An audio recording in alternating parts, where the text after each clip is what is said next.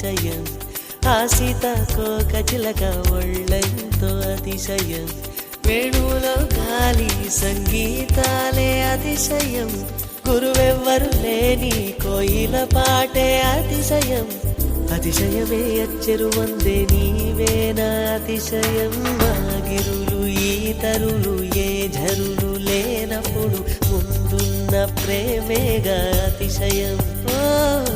16 ప్రయాణ పరువల్లో అందరికీ పుట్టేటి ప్రేమేగా అతిశయం.